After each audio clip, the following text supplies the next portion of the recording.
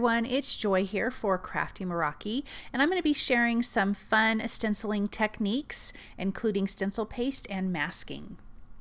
So I'm going to start off with a black piece of cardstock and a circle masking stencil that I'm going to center in this piece of A2 size cardstock.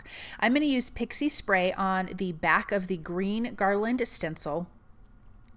And I'm going to spray it pretty good, and then I'm just going to set it on my desk for a second to let that kind of get tacky. And I'm going to be using some Astro paste. The colors I'm using are Tropical Tango, Crown Me, and Prom Queen. So now that that Pixie spray is a bit tacky, I'm going to press that down on my piece of cardstock and over top of the masking stencil. And I want to start with the Tropical Tango. So for this color combination, I'm going to use it on both cards, but I'm just going to go straight down with these colors. The next color is the Crown Me, which is purple, and then Prom Queen, which is pink.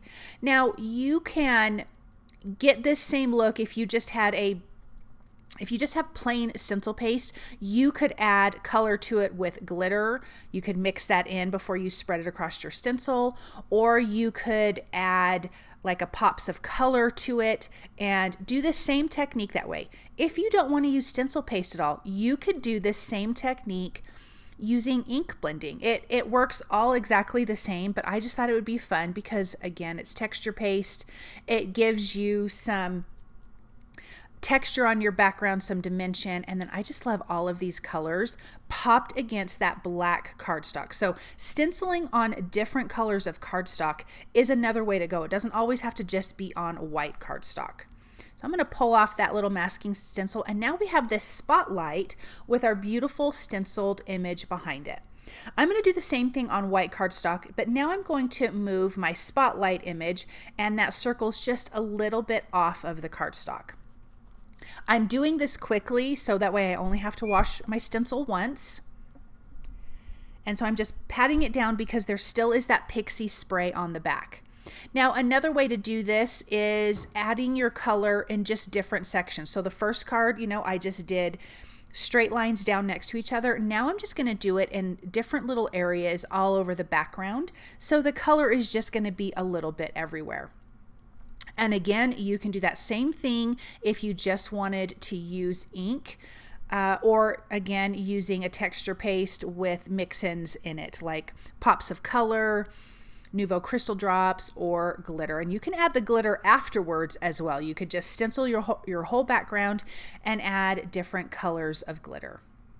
So when I'm done with this, I am going to go wash everything off with some warm water. But we're going to peel this back, and now we have a spotlight in a different area of our stenciling. So super simple, easy stenciling techniques that really make an impact. Now, when I'm doing a card like this and I really want to see the background, I like to do a big sentiment. So I'm going to be using the Meraki Moments High stamp and die, and I'm going to die cut both of these from white, all 3 layers from this die, because they're layering dies. So they start bigger and then get smaller. But I'm going to die cut both of them from white and black cardstock. Something else I want to mention, when I like to, any kind of stencil is fun, but I do really love a repeating pattern. Like this one was the leaves, or if you had a bunch of flowers, just something that really can go with anything. It's not a theme. I love to have those in my stash. I think it makes it really nice when you're stenciling. So I layered the 2 black layers together, and then I'm going to layer a white one on top of here. For the next one, the 2 background shadow layers are going to be white with the black cardstock on top. So there's 3 layers for each one of these dies. This gives it some really nice dimension. You could also use foam tape behind it. I am not going to use that this time. And then I'm going to stamp some sentiments from the Meraki Moments High stamp set. I'm going to stamp the Thinking of You, and then for the other card it says Their Friend. So it's going to say Hi There Friend, and the other one says Hi Thinking of You. So let me finish getting these guys glued together. And I'm just having my backgrounds setting to dry while I do this. And most stencil paste dries pretty quick, but I would not put it in an envelope at least, you know, for 24 hours, the next day 12 hours. Let it dry overnight. I was able to still work with the backgrounds. I was careful around them. They were dry to the touch, but I don't think it was completely dry all the way through. So I'm stamping my sentiments with black ink, and I will just use my paper trimmer to trim these guys out.